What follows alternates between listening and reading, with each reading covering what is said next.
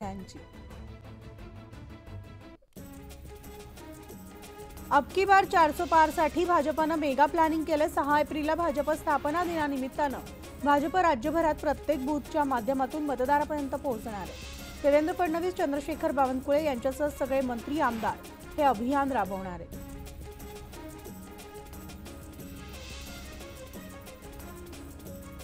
नागपूरमध्ये केंद्रीय मंत्री नितीन गडकरी यांच्या प्रचारासाठी देवेंद्र फडणवीस नागपूर दौऱ्यावर आहेत, तर दुसरीकडे वर्ध्यात अमर काळे हे शरद पवारांच्या उपस्थितीत उमेदवारी अर्ज दाखल करणार आहेत। यवतमाळमध्ये उभाटाचे संजय देशमुख तर उमेदवारी अर्ज दाखल करणार असून आदित्य ठाकरे यावेळेस उपस्थित राहणार आहेत। त्यांच्यासोबत रोहित पवार सुद्धा असतील। लोकसभा निवडणुकीच्या जागा वाटपासाठी महायुतीची बोलणी अजूनही सुरूच आहे आणि जागा वाटपावर तोडगा काढण्यासाठी वर्षा बंगल्यावर बैठका घेण्यात येणार असून नाशिक, रत्नागिरी, संभाजीनगरच्या जागांबाबत आज अंतिम चर्चा होण्याची शक्यता आहे। मुख्यमंत्री एकनाथ शिंदे यांच्यासाठी प्रतिष्ठेच्या असलेल्या ठाणे लोकसभा मतदारसंघातील महायुतीचा उमेदवार अद्यापही ठरलेला नाहीये। ठाणे लोकसभेचा उमेदवार कोण असेल याबाबत चाचपणी करण्यात येणार आहे। मुख्यमंत्री एकनाथ शिंदे यांनी इच्छुक उमेदवारांसोबत बैठक घेणार असून त्यानंतर ठाणे लोकसभा मतदारसंघाचं चित्र स्पष्ट होणार आहे। सातारा जिल्ह्यामधील महायुतीच्या आमदार आणि खासदार यांची बैठक होणार आहे। सातारा लोकसभा मतदारसंघाबाबत ही महत्त्वाची बैठक आहे आणि या बैठकीमध्ये महायुतीच्या सगळ्या पक्षाचे जिल्हाध्यक्ष सुद्धा उपस्थित असणार आहेत। लोकसभा निवडणुकांना आता फक्त 50 दिवस उरले, त्यामुळे समोर कोण उमेदवार असेल याचा विचार करण्यापेक्षा आपली 10 वर्षातली कामं जनतेपर्यंत पोहोचवा। जनता सुज्ञ आहे आणि त्यामुळे ओव्हर कॉन्फिडन्स कोणत्याही कार्यकर्त्यांमध्ये आणि पदाधिकाऱ्यांमध्ये दिसायला नको, असा कानमंत्र श्रीकांत शिंदे यांनी कार्यकर्त्यांना दिलाय। अमरावतीमधील जागेचा पेच दिवसेंदिवस वाढत असताना दिसतोय। नवनीत राणांच्या विरोधात बच्चू कडूंनी कंबर कसली आहे। यावेळी ब्रह्मदेव जरी आला तरी अमरावतीच्या जागेवर लढणारच असा निर्धार बच्चू कडू यांनी केलाय। महाराष्ट्रामधील सगळ्याच जागांबाबत विचार करू, मात्र अमरावतीची जागा सोडणार नाही, असा कडूंच्या भूमिकेमुळे महायुतीमध्ये तिढा निर्माण झालाय। सध्या राज्यभरामध्ये निवडणुकांचे वारे वाहत आहेत। अशातच चंद्रपूर जिल्ह्यामधील वनिता राऊत या अखिल भारतीय मानवता पक्षाच्या उमेदवार आहेत। सध्या त्या त्यांच्या अजब आश्वासनानं चर्चेत आल्यात आणि त्यांनी आश्वासनाच्या यादीत आनंदाच्या शिध्यासोबतच दारू आणि बियरही देण्याचा प्रस्ताव दिलाय। तसंच बेरोजगार युवकांना दारूचे परवाने वितरित करण्यावर सुद्धा त्या ठाम आहेत, त्यामुळे आता त्यांची सगळीकडे चर्चा होती। खंडेरायाच्या जेजुरी नगरीमध्ये पाण्याचा प्रश्न आता ऐरणीवर आलाय। मागील 10 दिवसांपासून जेजुरीकरांना आता पाणी नसल्यानं नागरिक संतप्त झालेत। 7 दिवसांच्या आत पाण्याचा प्रश्न सोडवा, अन्यथा येणाऱ्या लोकसभा निवडणुकांमध्ये मतदानावर बहिष्कार टाकू, असा इशारा जेजुरीकरांनी दिलाय। रत्नागिरीच्या पानसपंढरी गावामधील मुख्य रस्त्याच्या कामामुळे गेले 2 महिने एसटी वाहतूक बंद आहे, त्यामुळे ग्रामस्थांचे हाल होत आहेत। रस्त्याचं काम लवकर पूर्ण करून एसटी वाहतूक सुरू करावी, अशी मागणी ग्रामस्थांनी केली आहे। छत्रपती संभाजीनगरमधील घाटी रुग्णालयामध्ये 217 पैकी 209 प्रकारच्या औषधांचा साठा आणि मात्र 8 प्रकारची इंजेक्शन्स उपलब्ध नाहीयेत आणि लवकरच इथं प्राप्त होणार असल्याचं अधिष्ठाता डॉक्टर शिवाजी सुकरे यांनी सांगितलं। रत्नागिरी जिल्ह्यामधील पारंपरिक उटंबर बंदराची दुरावस्था झाली आहे, तर खाडी आणि समुद्राच्या मुखाशाचं गाळ साचल्यानं मासेमारी करून आलेल्या बोटी बाहेर काढण्यासाठी मच्छीमारांना कसरत करावी लागते। तर प्रशासनाला वारंवार सांगून सुद्धा कोणतीही उपाययोजना होत नसल्यानं प्रशासन गंभीर नसल्याचा आरोप मच्छीमारांकडून करण्यात येतोय।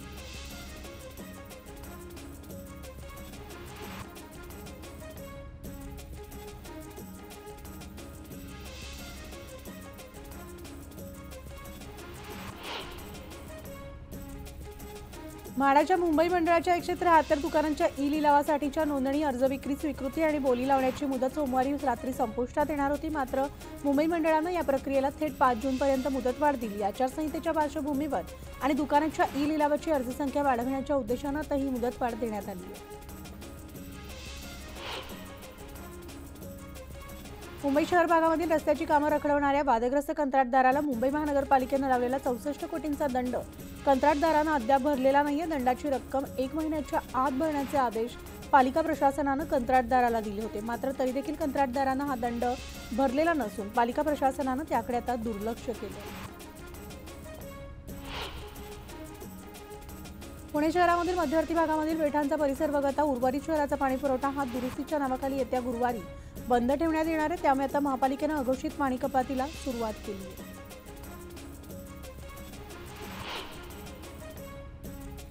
पुणे, पिंपरी चिंचवड आणि उर्वरित ग्रामीण भागामध्ये घर जमीन खरेदी करण्यास नागरिकांची पसंती मिळते। या आर्थिक वर्षात पुणे आणि पिंपरी चिंचवड शहरातून तब्बल 9130 कोटी आणि ग्रामीण भागातून 2187 कोटी असा पुणे जिल्ह्यातून 11317 कोटींचा महसूल शासनाच्या तिजोरीत जमा झालाय।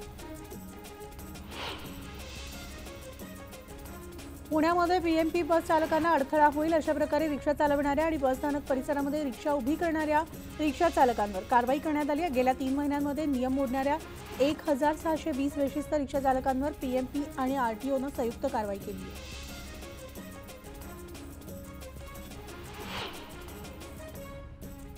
तर आता बातमी आहे हिंगोलीच्या सेनगाव तालुक्यामधल्या ब्राह्मणवाडा ते सेवना रस्त्याच्या खड्ड्यांमुळे दुरावस्था झाली। तर कन्हेरगाव नाका ते जिंतूर जाणाऱ्या राज्य महामार्गाला जोडणारा हा रस्ता आहे आणि हिंगोली जिल्हा मुख्यालयाकडे जाण्यासाठी हा जवळचा रस्ता आहे। मात्र मागील 3 ते 4 वर्षांपासून रस्त्याचं काम अपूर्ण आहे।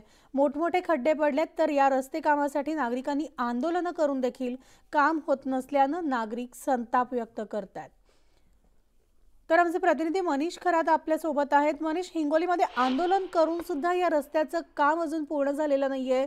काय सविस्तर अपडेट्स आहेत? कारण यामुळे अनेक अपघात या ठिकाणी झाल्याचं निदर्शनास आलंय। बोला। मनाली हिंगोलीच्या सेनगाव तालुक्यातील हा रस्ता आहे।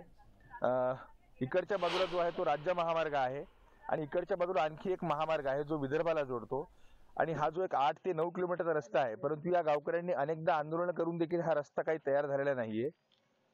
मोठमोठे खड्डे आहेत या रस्त्यावरती, खडी उघडी पडली आहे। 3-4 वर्षांपासून या गावातली आणि परिसरातल्या गावातली नागरिक निवेदन देतात, आंदोलन करतात, परंतु काही फार मोठ्या याच्यात सुधारणा झालेली नाही। 7-8 महिन्यांपूर्वी थोडंसं 500 मीटर काम झालंय, त्यानंतर मात्र सगळं ठप्प आहे आणि नागरिकांचे लहान मोठे किरकोळ अपघात नेहमीच इथं होत आहेत। आणि आपल्यासोबत या परिसरातले या सवणा गावातले नागरिक आहेत आणि यापूर्वी यांनी आंदोलन देखील केली होती।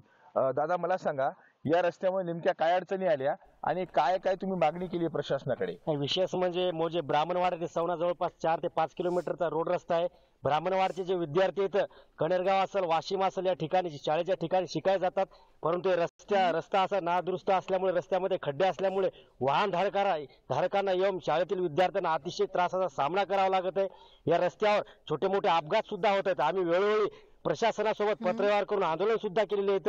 माननीय जिल्हाधिकारी साहेब असतील, माननीय बांधकाम विभागाचे अधीक्षक अभियंता असतील व इतर प्रशासकीय कर्मचारी असतील, त्यांनी लेखी पत्र सुद्धा दिले आहेत की रोड रस्ता आम्ही करू, परंतु रोड रस्ता लेखी आश्वासनाप्रमाणे झालेला नाही। जवळपास अर्धा ते 1 किलोमीटरचाच रोड रस्ता झालेला आहे। उर्वरित रोड रस्ता तसाच आहे। तेव्हापासून आम्ही वेळोवेळी गावकरी या नात्याने तसेच भारतीय नागरिक या नात्याने पत्रव्यवहार केले, परंतु प्रशासनाने लेखी दिल्याप्रमाणे याची दखल घेतलेली नाही।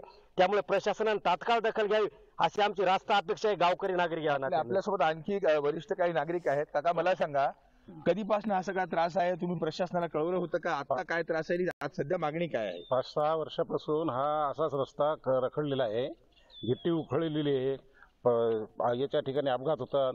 आम्हाला जिल्ह्याला जायचा अतिशय जवळचा मार्ग आहे, परंतु आम्ही प्रत्येक शासनाला नेहमी अधिकाऱ्याला पत्रव्यवहार केला, परंतु अद्यापर्यंत दखल घेतलेली नाही। नक्कीच आपण जर पाहिलं तर हे सगळे नागरिक जे आहेत ते रस्त्याच्या कामासाठी मागणी करतात, परंतु हा रस्ता काही दुरुस्त होत नाही आणि सगळे नागरिक आता त्रस्त झाले आहेत। तरी लवकरात लवकर हा चांगला रस्ता दुरुस्त करावा, नवीन रस्ता तरी बांधावा, काहीतरी करावं अशी मागणी या सर्व ग्रामस्थांची आहे।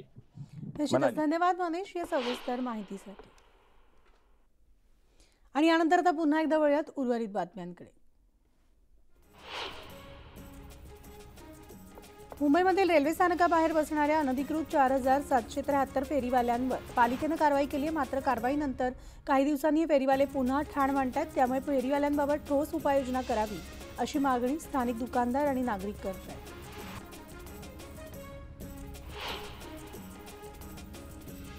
तर आता प्रवासी वाहतुकीमध्ये मध्य रेल्वे आघाडीवर असल्याचं समोर आलं। 2023-2024 या आर्थिक वर्षात 1583 दशलक्ष प्रवाशांनी मध्य रेल्वेमधून प्रवास केलाय। तर गेल्या वर्षीच्या तुलनेत प्रवासी संख्येमध्ये 8% वाढ झाली असून उत्पन्न सुद्धा 14% वाढलेलं आहे।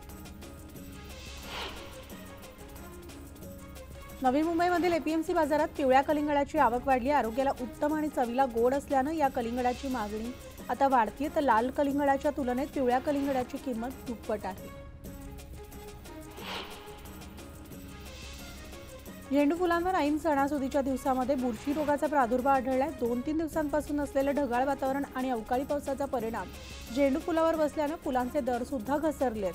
त्यामुळे आता हातातोंडाशी आलेला घास गेल्यामुळे शेतकरी हवालदिल झालाय.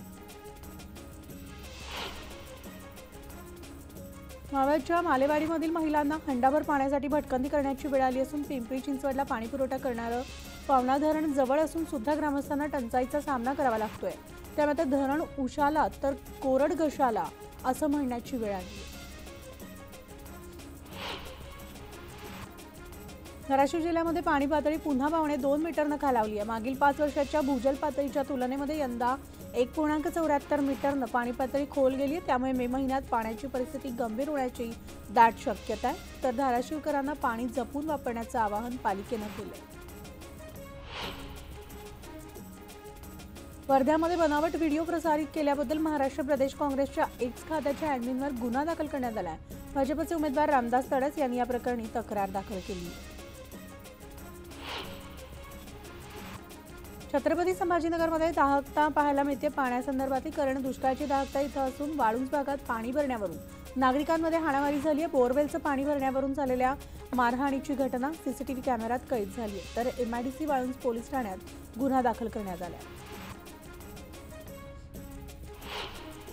उल्हासनगरच्या वाल्मिकी नगर परिसरामध्ये किरकोळ वादातून 3 जणांवर एका टोळक्यानं जीवघेणा हल्ला केला. या हल्ल्यात 3घंही गंभीर जखमी झाले असून त्यांच्यावर शासकीय रुग्णालयात उपचार सुरू आहेत. हल्लेखोरांविरोधात गुन्हा दाखल केलाय. 3 आरोपींना पकडण्यात पोलिसांना यशही आलंय. मात्र उल्हासनगरमध्ये सतत घडणाऱ्या या गोष्टींमुळे नागरिकांमध्ये आता भीतीचं वातावरण निर्माण झालंय. बदलापुरात होळीच्या दिवशी 9 वर्षाच्या मुलाचं अपहरण करून त्याची निर्घृण हत्या करण्यात आली होती. या हत्येप्रकरणी पोलिसांनी 3घांना अटक केली आहे. मात्र या घटनेनंतर शरद पवार गट आक्रमक झाला. त्यांनी हा खटला फास्ट ट्रॅक कोर्टात चालवावा अशी मागणी सुद्धा केली आणि आरोपींना कठोरात कठोर कारवाई करण्यात यावी अशी मागणी मुलाच्या पालकांनी केली आहे. डोंबिवली पश्चिमेकडील नवापाडा परिसरात रस्त्याच्या जवळ असलेल्या दुकानांवर कल्याण डोंबिवली पालिकेनं तोडक कारवाई केली आहे आणि या कारवाईला स्थानिक नागरिकांनी प्रचंड विरोध केलाय. तर काही जण या कारवाईच्या आड येत असताना कारवाई थांबवण्याचाही प्रयत्न करत होते. मात्र पोलिसांनी त्यांना बाजूला करून कारवाई सुरूच ठेवली आहे. या कारवाई दरम्यान पोलिसांचा फौजफाटा तैनात होता. कुडाळ इथं ऐनमळावाडी इथं एका शेतकऱ्याच्या शेतपेरीमध्ये 2 गव्या गेंड्यांची पिल्लं पडली होती. मात्र त्यांना बाहेर पडण्यास जमत नसल्यानं ग्रामस्थांनी वनविभागाला याबाबत माहिती दिली आणि त्यानंतर वनविभागाच्या बचाव पथकानं तेथील युवकांच्या मदतीनं दोन्ही पिल्लांना सुखरूप बाहेर काढून त्यांना जीवनदान दिले.